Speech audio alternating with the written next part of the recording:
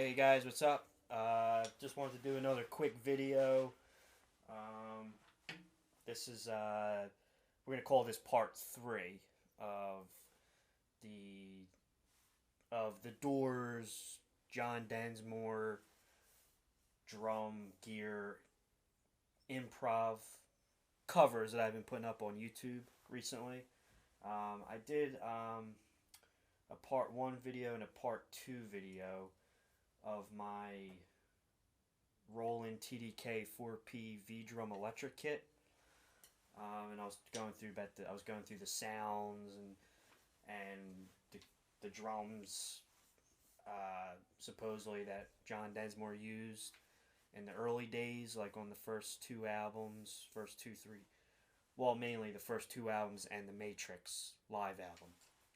That's how far I got up to so far. Um,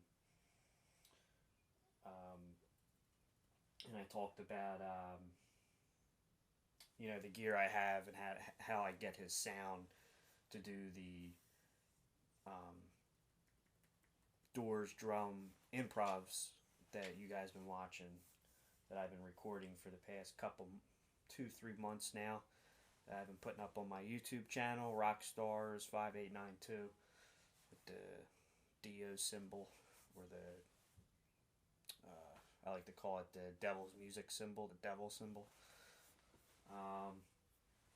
And I wanted to do a quick part three video, real quick, about some particular drum fills and licks that Densmore was like very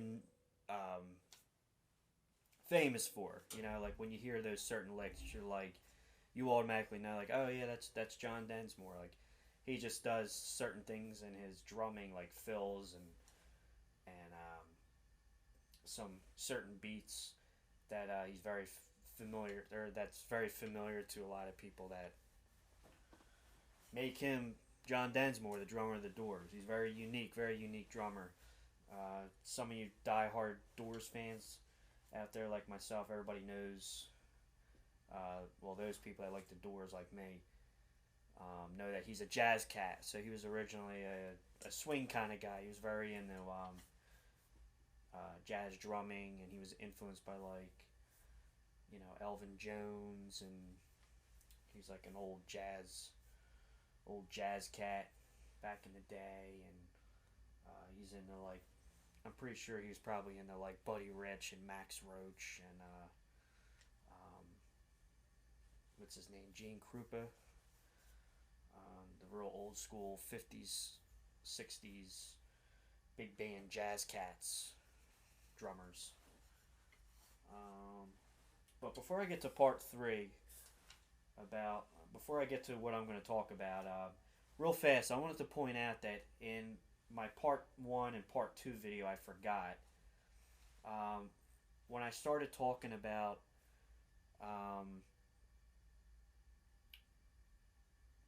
the live Matrix album and John Densmore's supposedly Rogers kit that he was using, the kit that's seen in the photos. Matter of fact, I'll get it real quick. Bear with me here.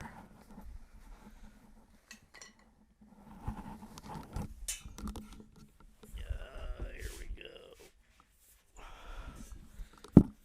Bear with me. Hold on.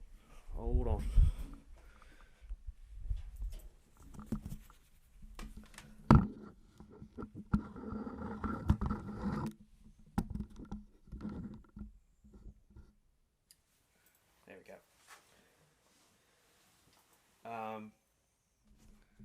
I left out in part one and part two something important about the Matrix album. I noticed in the last videos that I did, the part one and part two, I talked about this kit that's in this picture. These two pictures, when you open up the Matrix album, the 2000, I believe it's the 2008 release of the album, CD version. When you open up the sleeve, you see these two pictures right here. Well, I'm concluding that these pictures were probably taken on March 7th or March 10th at the Matrix Theater in San Francisco on those nights of the recordings. And like I said, if you look in the picture, especially this one, it's a little more clear. You can clearly see he's using a drum kit that looks like a Rogers kit because you can see the Rogers logo. You can see the big R. You can clearly see a kit with 2 toms on the bass drum, and I would imagine there's a floor tom. And it looks like maybe like 2 or 3 cymbals, but it's kind of hard to see. And those, like again, when you go on Google and you look up images, the Doors Live at the Matrix, it's those are the only 2 photos that show up that really show possibly that those pictures were taken those nights at the Matrix Theater. So it gave me the theory that he was using a Rogers drum kit at that show, those 2 shows, with 2 toms on the bass drum, a floor tom, and like 2 or 3 cymbals. Well, the one thing I left out in the last video was that if you look in the picture, the sizes of the drums, it's really hard to tell. It's kind of hard to tell how big the sizes were, but they look like small drums. The bass drum in the video, I wish there were videos of that. The bass drum in the picture at the Matrix, it looks like I'm going to assume it looks like a 20-inch bass drum. And the rack toms, if you look at the picture, it looks like that the higher rack tom, or the closest tom to the snare, actually looks deeper and bigger compared to the second rack tom. So it looks like he has his high rack tom over here, the higher pitch, and then the lower pitch rack tom over here, like vice versa. Kind of like how if you ever see Bernard Purdie, he uses like I think it's like a sonar kit. There's always videos and pictures of him playing a sonar kit. 2 toms on the bass drum, floor tom, and it looks like Bernard Purdie looks like he has his low tom before his high tom on the bass drum. So instead of going snare, high tom, low tom, looks like Bernard Purdie's going snare, low tom, high tom, floor tom. Well, in that picture with John Densmore, it kind of looks like it has that kind of setup to it. And it's hard to make out the sizes. I can't tell if it's a 13, 12, and maybe like a 13 or a 14-inch floor tom, maybe even a 16. It's hard to tell. Or it could be just the way the drums are angled, how he had them angled in the photos, that maybe it just looked like that the high tom and the low tom were switched, or maybe one was upside down. But you know, that would be another thing too. That's another theory.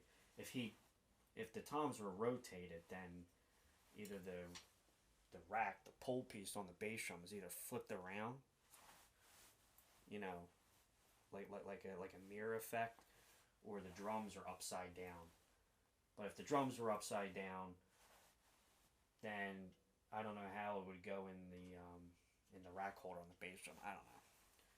It's neither here or there. I mean, it's just a theory, but I'm just basically saying that the kit in the photos on the Matrix album looks like a small kit, small Rogers kit, in like a black diamond pearl or some kind of Stratus swirl finish looking kit from the pictures. And the bass drum, like I said, bass drum looks like a 20. Maybe the rack tom is a 12 and a 13, or a 13 and a 12. And the floor tom looks like it looks like a 13-inch floor tom in my opinion, but it's kind of wide, not real deep. Kind of like looks shorter and wider. If that makes sense. So I don't know what size that'd be, but it looks like it looks more like a 13 or 14-inch, like going across. But going down, it's not quite a 14, but it doesn't look like a 13. It looks a little smaller. I don't know. And also, I can't tell if it's on a stand or if the floor tom is hooked onto the cymbal stand.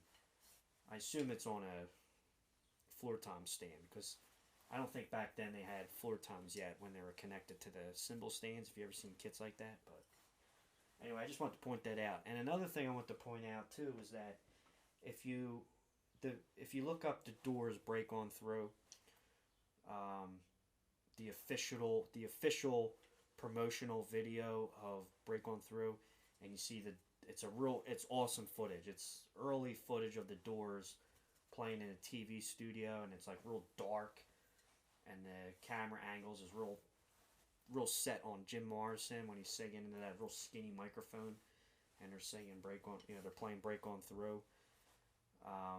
That was like they were lip syncing in the video.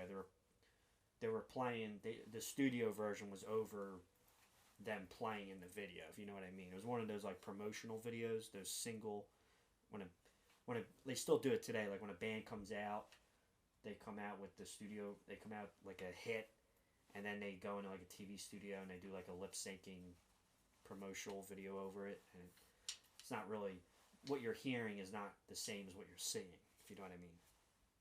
Well, if you see that video, look up, just put in the Doors Break On Through, like, and you'll see like the official video of the Doors Break On Through, and it's like kind of like it almost looks like a stage setting. It's real dark. There's like some stage lights, and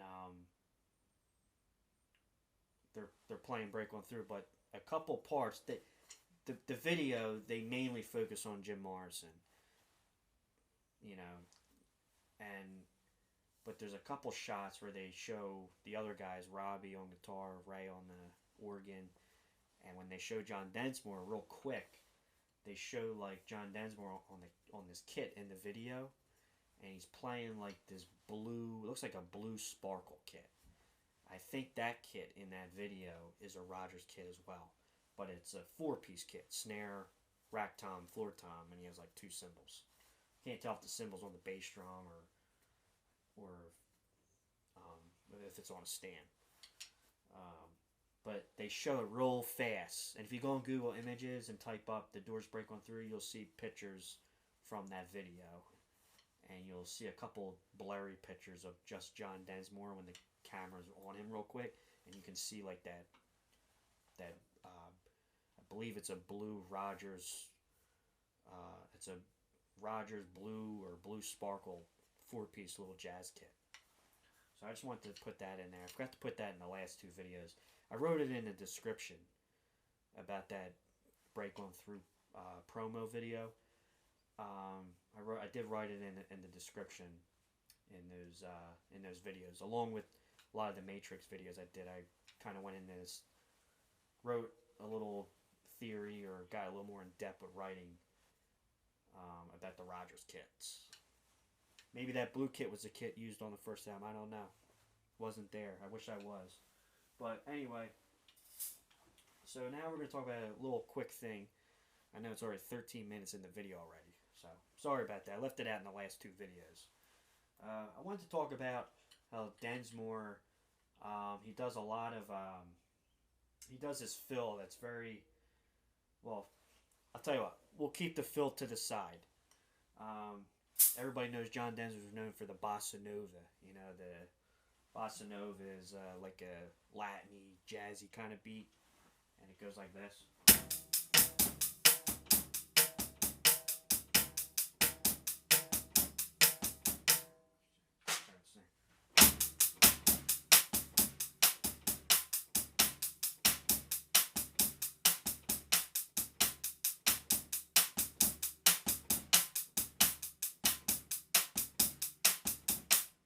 So that's like a 4/4 bossa nova groove. Very famous, And Densmore took that and moved it over to the ride, but instead of doing 2 kicks on the bass drum, he only does 1. Makes it a little bit more of like a heavier rock and roll beat, and obviously he ups the tempo on it. Sounds better with the snare wires on.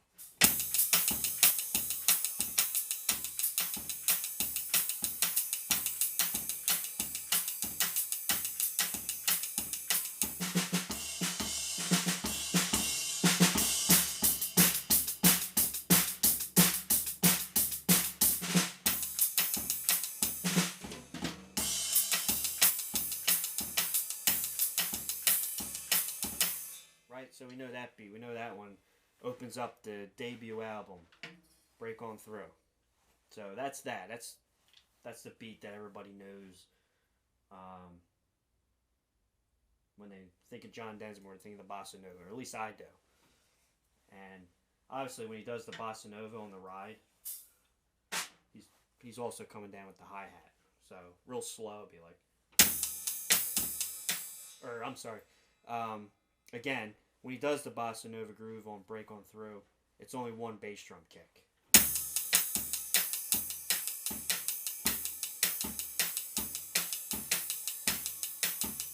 Rather than two. You can do two if you want. It would sound cool, but if you want to be more John Densmore accurate, he only does one kick on the bass drum, and the hi-hat comes down.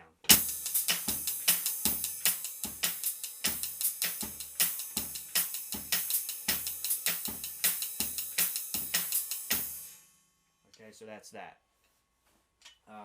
And the big groove now we'll get to the fill that I've noticed, and probably a lot of Doors fans and Doors drummers or fans of his drumming, and a lot of drummers in particular out there probably have noticed a lot of this. Goes like this. Gotta turn the snare on.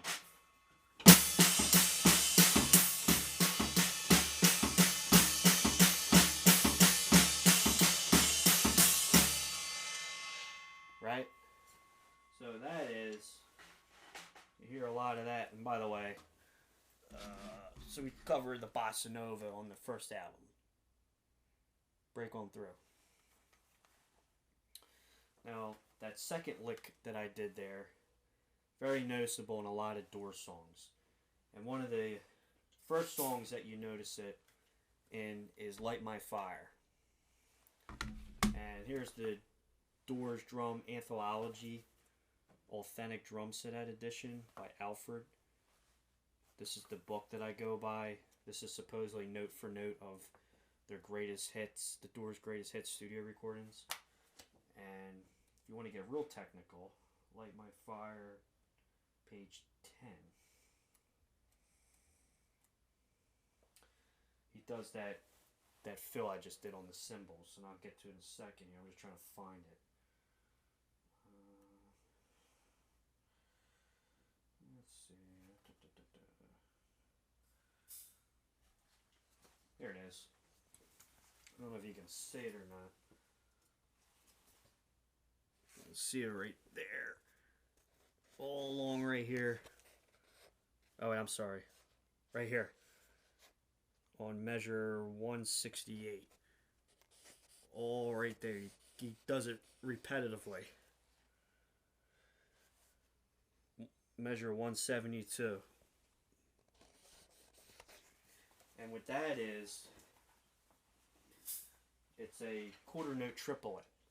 But what makes it cool is that it's a quarter note triplet, and he has this bass drum coming down like boom, boom, 3, 4. You know,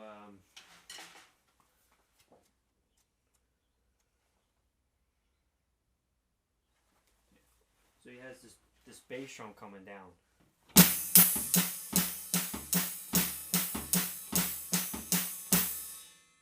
Which makes it sound really cool. It's because he's not really... I always used to think he was doing this.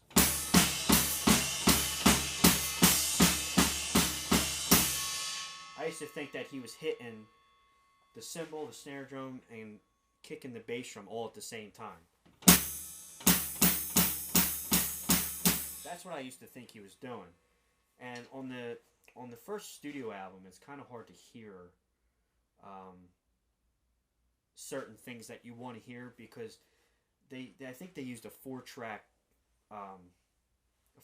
recorder, so it was so antiquated at the time, that the machines that they were using to record, and it wasn't really like what we have today with recording.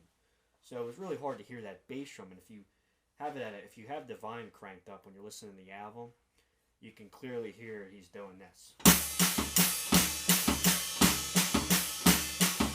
Can't tell if he has a hi-hat coming down.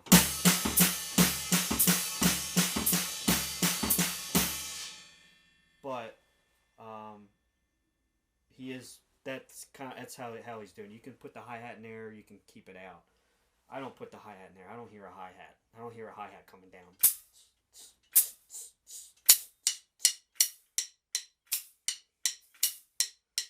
I don't hear a hi-hat, but when I did the cover on YouTube, I didn't have the hi-hat coming down. Now he does that.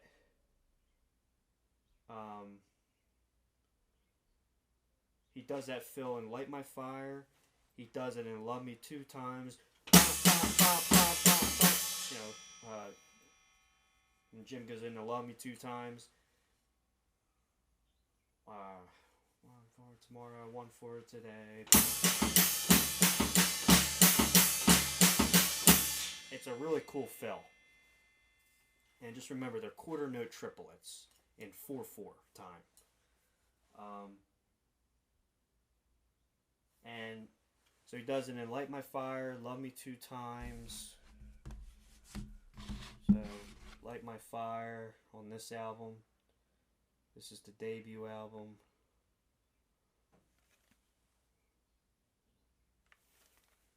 And he also does it on the studio and the live versions when they would play it live. And he does it on Love Me Two Times, which is on the Strange Days album, the second album.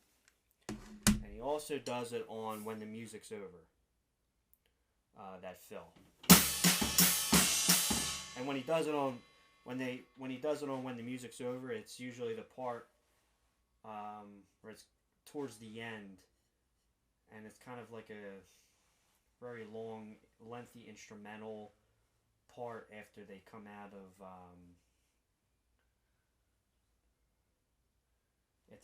of the real slowy, chill kind of part. It's more towards the end of the song, and when they play it live, they just keep repeating it. They just keep repeating that measure over and over again on When the Music's Over.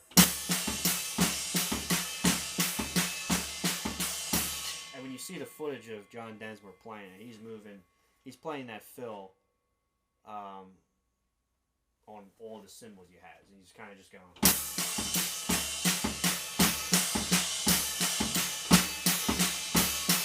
And if you want to get fancy, you can put the hi-hat in there. It makes it a little more tricky.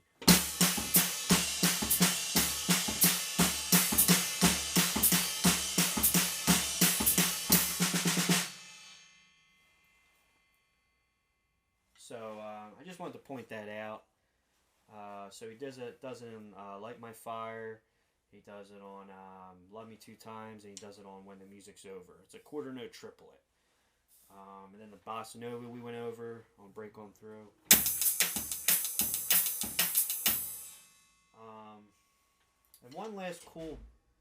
And another cool thing he does, I forgot. He does this song all over he does this fill all over the early Doors stuff, especially the first two albums. He does this, where I'll play a beat and then I'll do it. And the beat that I'm going to play, it's just a made up beat, but I'll throw the fill in and you'll know what I'm talking about.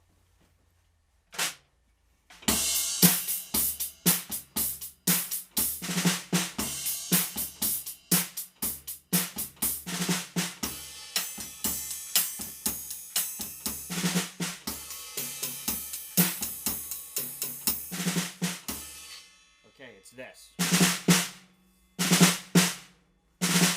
Does that all over the place. And it's just a good, it's a good little snare fill to, it's almost like a period, before it picks up the next verse, or after Jim's done singing a line, he does this. And what that is let's see here.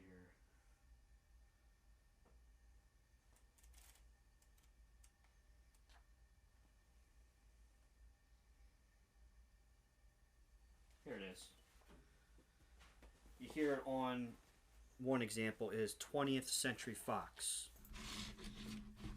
on the debut album. And it's right here. 20th Century Fox on measure 4. It's this little diddly thing he does right here. It's like a 16th note triplet, and then ending on two eighth notes, 4 N. So it's like 1 and a 2 and 3 and a 4 N. It's almost like a rough, like a 3-stroke roll, or like a quick rough.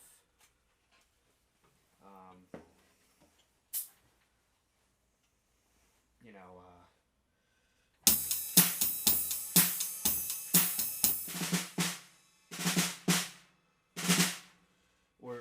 And how I play it is you can go a real quick right, left, right, or you can double up the right and just do right, left, right, left.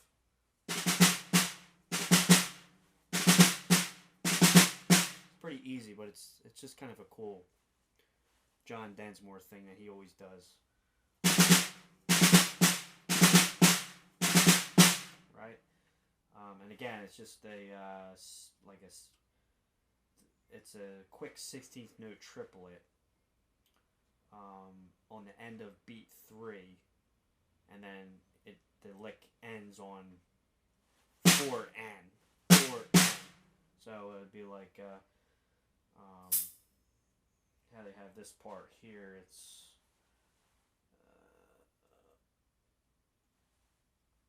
one and a 2 and 3, 4 N. One and a 2 and 3 and 4. One and a 2 and 3 and 4. One and a 2 and 3 and 4. Kind of do it fast. 4 N. It's hard to do it slow and count it slow because it's kind of quick. It's like, because it comes on the end of 3 and it goes into 4 N. 4 N. 1.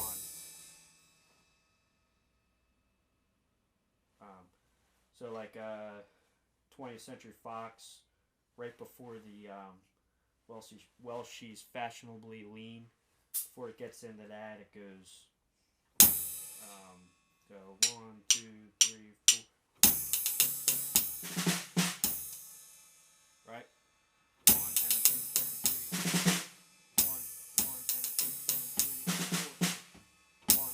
1 and a 2 and 3. 4. 1 and a 2 and 3 and 4. Or that I was doubling up the right, so I was going right, left, right, left. Or you can just do right, left, right, right, left, right.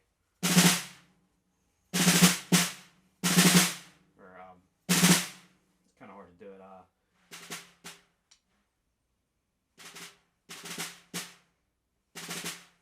That's what it is. So it'd be right, left, right, left, right, left. That's how I do it. Or you can go right, left, right, left.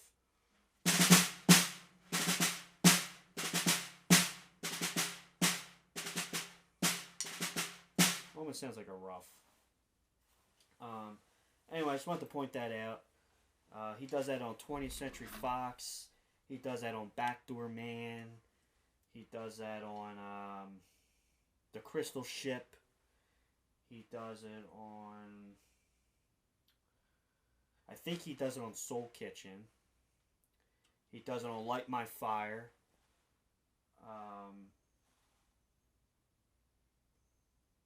Where else does he do it?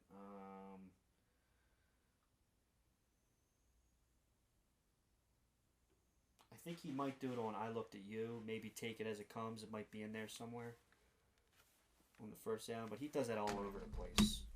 So, like,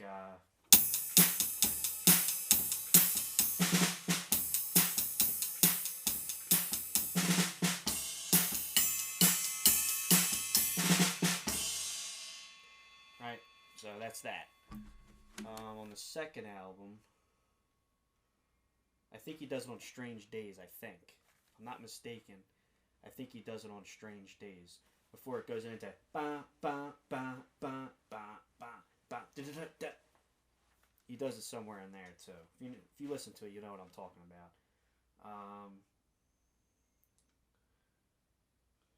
He does it on When the Music's Over, usually at the end of a few measures before the vocals comes in, before Jim starts singing the melody or the next verse.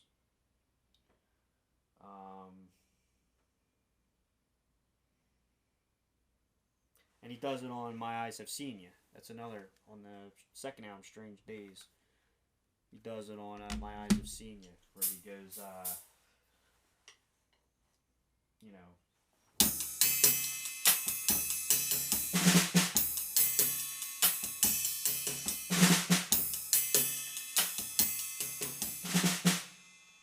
does it there too. And the last thing I want to go over, the last John Densmore groove that he does, or fill, is this. And when I first heard this, it was by John Densmore, and I started putting it in my own playing, and I think everybody picked it up from John Densmore, is a lot of this.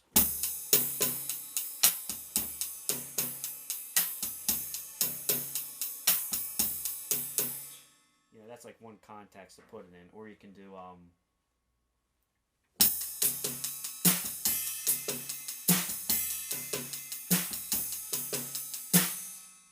or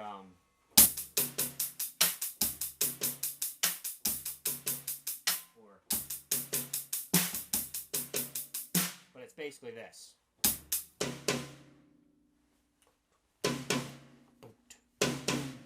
It's that. And I think John Densmore picked that up from a lot of the jazz guys, because a lot of jazz stuff, you hear this stuff, you hear this kind of stuff in jazz drumming. Or, I'm sorry,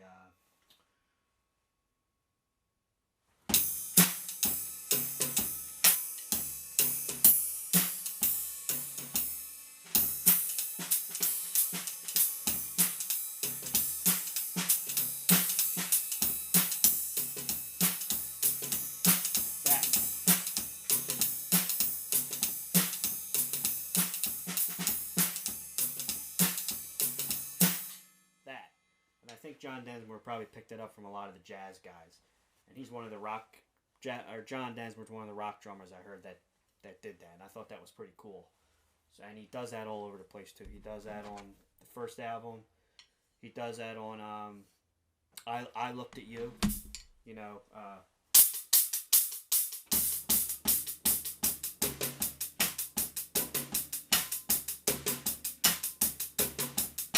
right? We know that beat. That's a John Densmore groove. Does it on the Crystal Ship.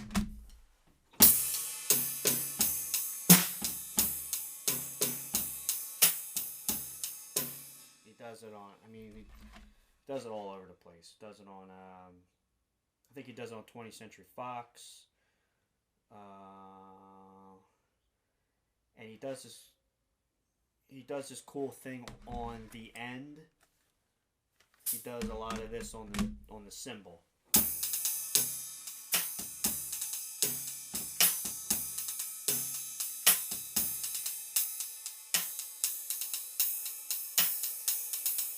You hear that?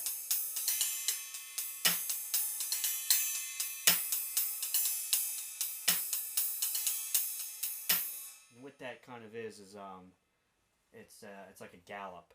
So it's like a 1 and 2 and 3, you know, like 1 and 2 and a 3 and 4 and a